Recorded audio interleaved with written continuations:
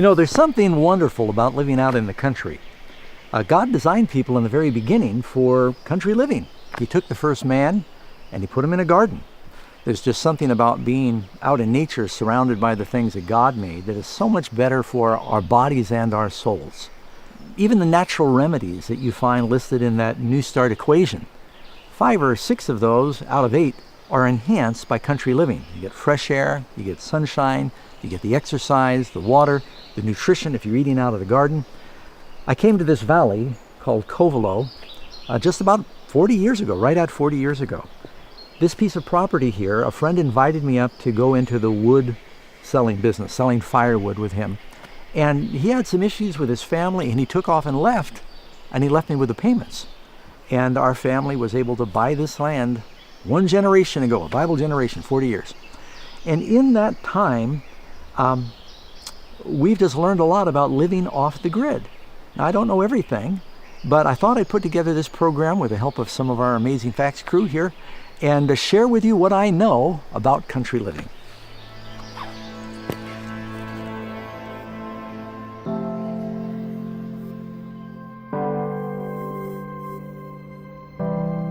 Go to where you can look upon the works of God. Find rest of the Spirit in the beauty and the quietude and the peace of nature. You hear that? That's the sound of life. You have to have water. Jesus said, I am the water of life. And it's really important. It's a foundational thing. You don't want to buy a piece of land if you don't have water. If you have 1 gallon of water running from a spring a minute, which is just a very small amount, that's 1,400 gallons a day.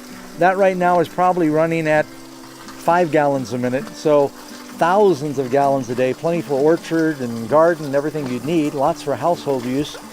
In America, the average household of 4 uses approximately 400 gallons of water per day. 70% of that is used indoors, with the bathroom being the largest consumer.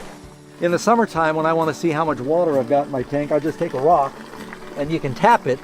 Right now they're full, so it's a dead sound. You get up there, you can tell it's hollow. Water's right about here now. And we run it into the tanks through a filter. This is my little cleaner. Every now and then I'll pop the filter off. I won't do it now because there's so much water it'll just spray everywhere. Pop the filter off, I kind of clean out the screen, so if there's any little bugs or water wigglies that get in there as sand, it catches it here, and then I got a secondary filter at the house. And we have this bungee like this because bears like to come through here. You'll see there's bear claws. They hear the water running, they think there's bugs or something in there, and they'll pull the pipes off. So we've had to patch this several times because of our friendly bears. I was walking through the woods here once about 35 years ago with my son, who was real little. We saw a wet spot on the ground in the summer. That's usually a good sign that there's a spring. So you dig down, you find where the clay is, where the main source of the spring is. You lay your sewer line in there, it's the perforated pipe in there. Throw gravel on it, cover that over, get it all nice and sanitary. So that's the water coming down the hill from one spring. It's backing up brown here because I just stirred up the silt on the bottom of the pipe, otherwise it'd be perfectly clean. And some of this is coming from this spring now. And before it goes down to the tanks, I've got a trap here that just catches gravel. See the little gravel that comes out of the bottom of that? It's probably got gold in there. Just keeps your filter clean.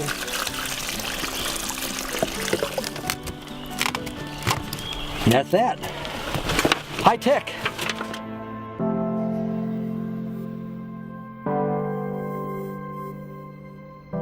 Let the eye rest upon the green fields, the groves, the hills. Look upon the blue sky unobscured by the city's dust and smoke, and breathe the invigorating air of heaven. The Bible says that the life of man is the tree of the field. These are some pear trees that actually the homesteaders that lived here 100 years ago planted these. You can see the pears are coming out. Now sometimes, some years, Karen and I don't get to them in time, and the bears, that's why the trees are a little gnarly. They've ransacked the trees. But 40 years we've been here, these have been putting out pears. Some years are better than others. And you can see right over here, we've got plum trees. Some of these are volunteer and we just let them go. Nice thing about these trees is if you don't like the variety, almost all of them you can graft them. You could put whatever kind of pear you want on that tree if you get a little grafting training. Here you see little plums. Any of these stone fruit trees, you can graft with a variety of other plums. And so you say, well, I don't like these. Cut it back, graft it with the kind you like, and if it's got good rootstock, it just takes off. Grafting is a technique in horticulture in which a branch from one tree is attached to the rootstock of another. It's also rather common to see multiple types of fruit from the same family grafted to a single rootstock. In fact, an artist in New York has recently grafted 40 different types of stone fruit on the same tree. Depending on the time of year, the tree of 40 fruit can have multiple varieties of cherries, peaches, almonds, and plums. These are more pear trees and apple trees. Blackberries. You look around the meadow there, you'll see there's volunteer plum, berries, rose hips. The Lord's just blessed because we're not here to manage it very much, but the animals spread the seeds, so they just kind of come up volunteer.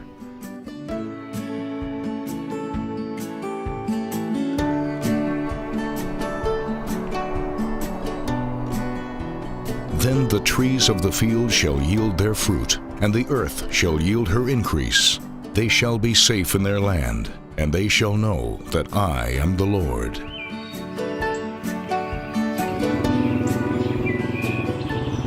You know, one of the other things you can do in the country, when we first moved up here, we had some goats. These are actually our neighbors' goats. They'll eat just about anything, and they'll clear the land. And then, of course, goat's cheese, goat's milk doesn't have some of the same problems as the lactose that you have in regular milk. You need to have dogs if you can have goats in the hills, because bears like goats also.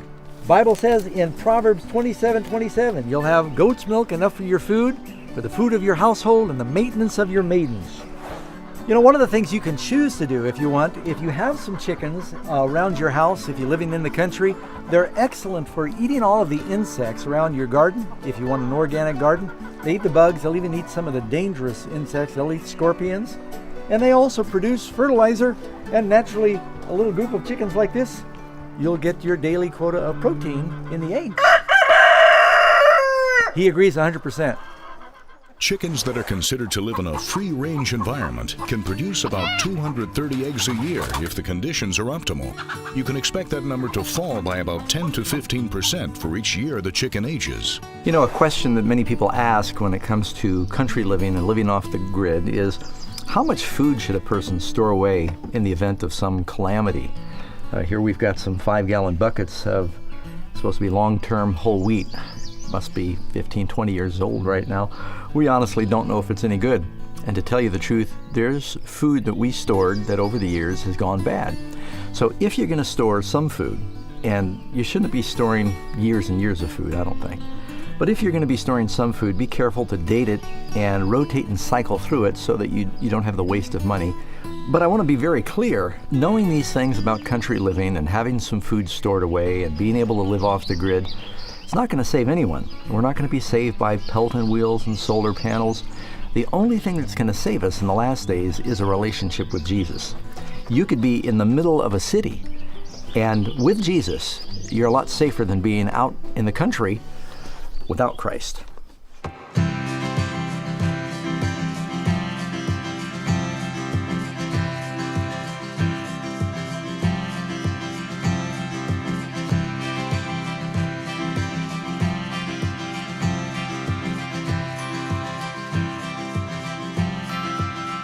One of the very important things, if you're going to live out in the country, unless you've got a place that is warm all year long, you're going to have some cold weather, you need firewood to keep from freezing to death. When the time comes you got to build a fire, it's nice to have some kindling. The Douglas fir is not really a good hardwood for fire, but it's great for kindling because it's got pitch in it. So I'll show you real quick how I make my kindling. You can pop it with a maul, and then after you get some slivers with the maul, and you just start. It doesn't take very long before you start going from 5 fingers to 4 fingers. Up here in this country, we got oak, we got madrone, we got Douglas fir. Douglas fir for the kindling, oak and madrone for the long fires. Puts out a lot of BTUs, a lot of heat. Pacific madrona, or madrone, is a species of tree native to the western coastal areas of North America. From British Columbia to California, the red papery bark peels naturally and makes the tree easy to spot. The important thing with the stove, you want to be able to shut it down and seal it. If you got a leaky stove, you can't control the airflow, you can't control the wood burn, you waste a lot of energy. You'll notice this has got a draft underneath it, it's pulling air in, it's still burning. Watch what happens if I close this off. You'll see the fire almost completely shut down because I'm robbing it of oxygen. Open it back up again. Hopefully I didn't put the fire out. Most stoves, when you open and close your damper, it's just taking room air into the stove, up the chimney. It's creating a vacuum in your house that is pulling cold air in from the outside. This stove was designed so that the intake is underneath the stove. I put a piece of stovepipe underneath it, goes right through the floor. It's taking the outdoor air from below the house through the stove, back out again. So it's just radiating heat. It's not sucking cold air in from the outside. Boy, it's really nice to have a good wood cook stove, and you can't beat when it's cold and wet outside to sit by a glow of a cozy fire and pluck the guitar.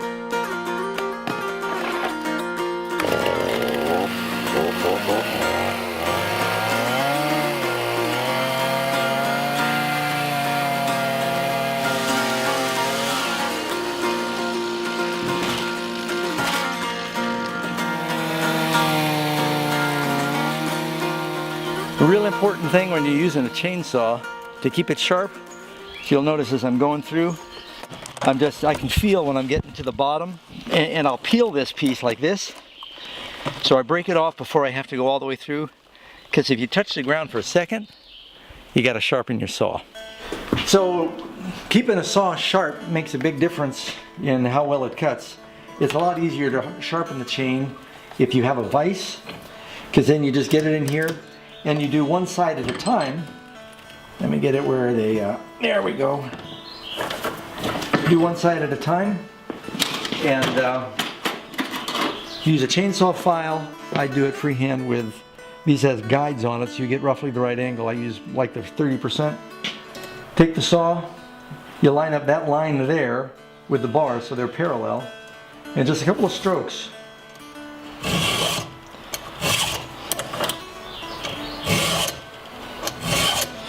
And after you do one side, you can take your fingernail and you go like this. It'll shave a little bit off your fingernail, and that means it's sharp. Yep. And you flip it around and you do the other side. Having a sharp chainsaw uses less fuel, less time, easier on the machine. If the axe is dull and one does not sharpen the edge, then he must use more strength. But wisdom brings success.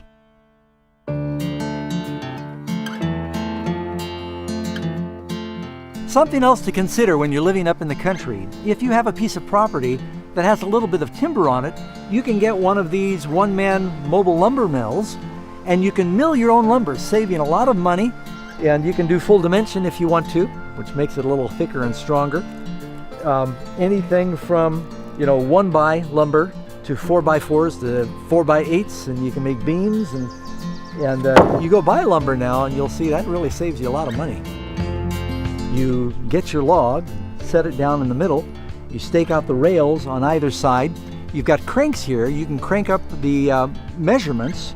On both sides you have cranks, and they've got tape measures, and it tells you the dimension that you're cutting. And you make one cut going horizontally, and then after you get to the end, you throw the bar like this, you turn your saw blade, and now it'll make the vertical cut, and it'll cut and separate the lumber that way. So you just keep working your way, and you can cut your way through, a 4-foot log, one piece at a time, with a simple little mill. So So when you're living in the hills, having a good shop is really important, if you can do it. What we did in our case is we built the shop first, and then as we were building the house, we had a place to fix things, fabricate, store materials, keep them dry, and just some basic things that are very helpful. We have a gas welder and we have an electric welder. You can fabricate almost anything out of metal. Electric welder, you might be thinking, how do you do that? Well, we got a pretty substantial generator, because if you're using a welder, you need 240 volts. Air compressor, a lot of tools. I reuse nails. I'll take nails and I'll bang them and straighten them out and reuse nails. And so you just try and be as practical as you can, and having tools, being able to fix things, so you don't have to run to town every time something breaks. You fix it yourself. Something else important to think about when you're living off the grid up in the hills is communications. Now, when we first moved up here about 40 years ago, there was no cell phone service, there was no telephone. We used CB radios. And the different friends and church members had CBs, and we had like a 50-foot antenna on top of our house, a CB antenna. And all of the different members had their handles. I was caveman, and some of our members, one of them worked at a fire tower on top of a mountain. She was country girl. Another member was flying Finn. Well, eventually we decided we were going to hook up a regular telephone, and so we bought a whole spool with 2 miles of phone line, and we had to string it ourselves from our house out to the county road where there actually was a telephone line, and we had to maintain it ourselves. And any time during the winter when a tree went down and broke the line, or when a squirrel chewed through it and it shorted out, I had to walk the line. You've heard of linemen before? I was a lineman. I had to walk the line 2 miles, sometimes in the rain and in the snow, to find the break in the line to restore communications. So after years of doing that, you can imagine how happy I was when finally cell reception reached the hills around here. And Mrs. Batchelor wasn't able to join us on this trip because there just wasn't room for the gear and the crew in the plane. I'm going to see if the phone works, and I'll give her a call. Now, whether she'll pick up or not, I don't know. That's a different problem. Voicemail. Hi, you've reached Karen Batchelor. I'm sorry I'm not able to take your phone call right now, but please feel free to leave a message, and I'll get back to you as soon as I can. Hope you're having a great day, or night, for that matter. Bye. At the tone, please record your message. When you've finished recording, you may hang up or Maybe press communications 1 for aren't such a more great thing. Hi dear, we're up here taping in the hills and gave you a call. Love you, wish you were here.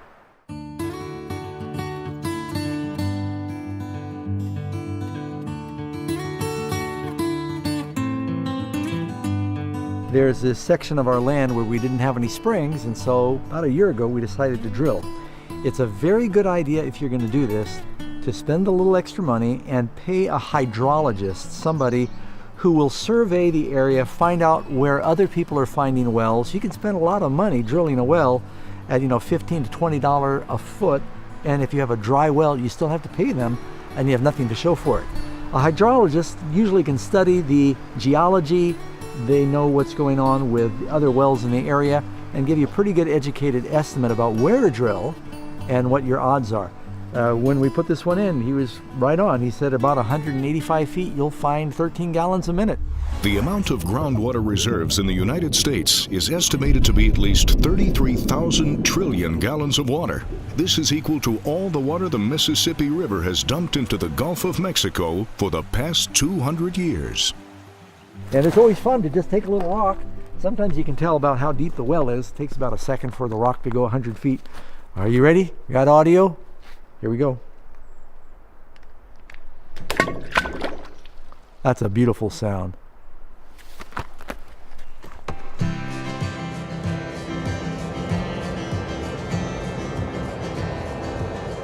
Behold, God is my salvation. I will trust and not be afraid. For yea, the Lord is my strength and song. He also has become my salvation. Therefore, with joy, you will draw water from the wells of salvation. If the contour of your land is appropriate, you could actually take a dozer and dig a pond like we did here. This was just all meadow here, but because there's a spring up the hill, And because it catches some of the watershed, we were able to cut this out. And this pond holds water year-round. We come up here and we see deer and bear and ducks, and we even put a half a dozen bass in here, and they just took off and proliferated. Of course, I'm a vegetarian, but it's fun sometimes to catch them and just throw them back.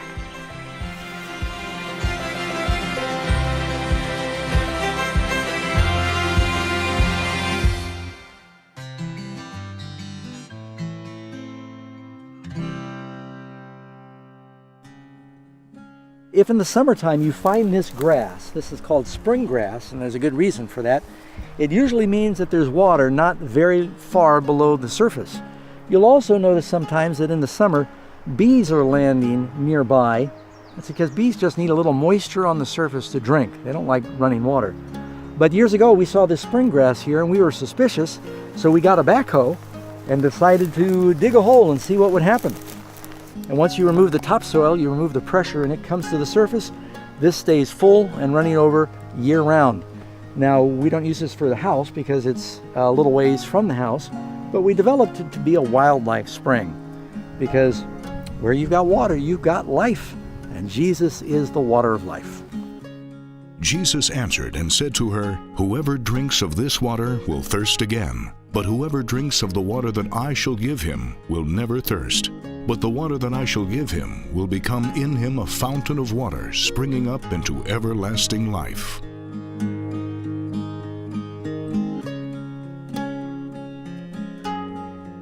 While we're talking about water, one of the ways that you can put in a well is if you know you've got water or spring water pretty close to the surface. What we did here, we got a backhoe, dug down a fairly deep hole, put the culvert in, stood it up straight, packed the dirt in around it. If you want to, you can drill holes in the side so that the groundwater will come in. You can usually get a good clean supply of water.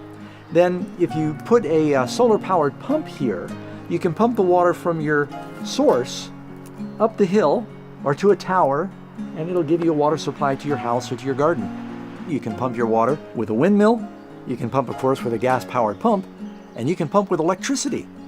Maybe it's a good time for us to talk about electric power in the hills.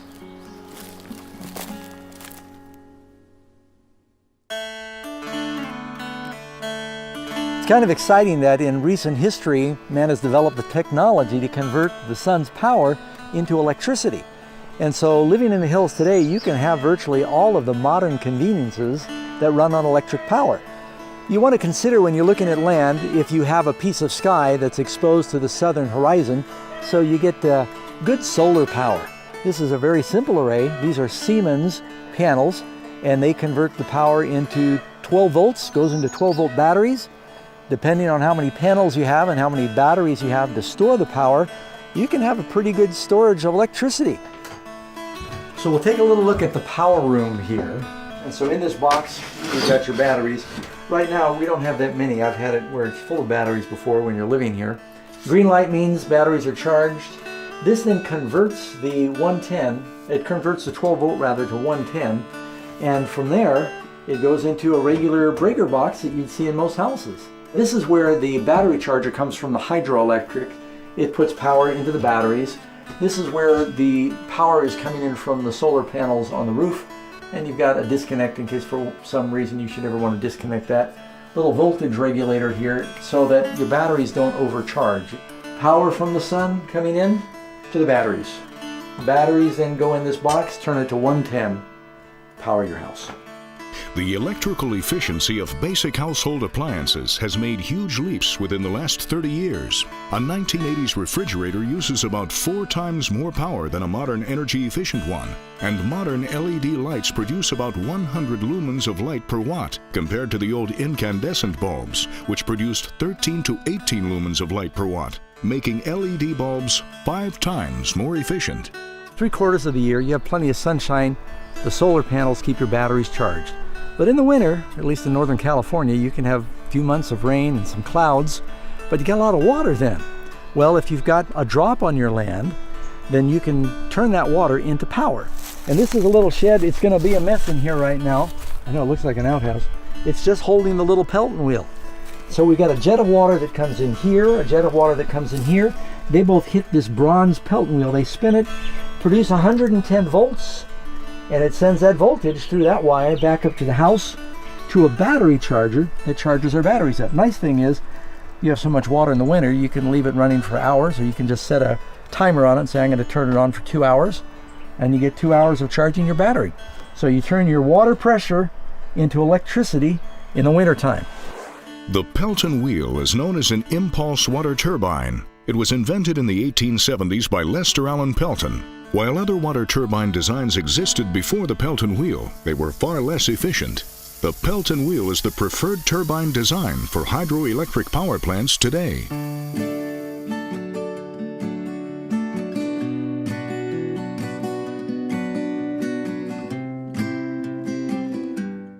Well, friends, it is possible to live completely off the grid and be fairly comfortable. It takes some wisdom, it takes some planning, and I'll admit I'm a little conflicted because we have a great work in the city. Most of the people in the world now live by the centers of population. But the Bible tells us that someday, Matthew chapter 24, the abomination that makes desolate will be set up, and those that be in Judea, Jesus says, flee into the mountains. There'll be a time we need to flee. You pray. It's not wise for a person to just say, I'm going to sell everything I have and go move to the hills. You need to be practical. You need to make sure that you have a way to support yourself and you don't lose your opportunity to witness to the people where they are. So I hope that you've been blessed and encouraged. I hope it's been edifying and educational to come into the bachelor pad up here in the hills and just see how the Lord has guided and taught us through the years, and keep us in prayer as we try and share the gospel with the world.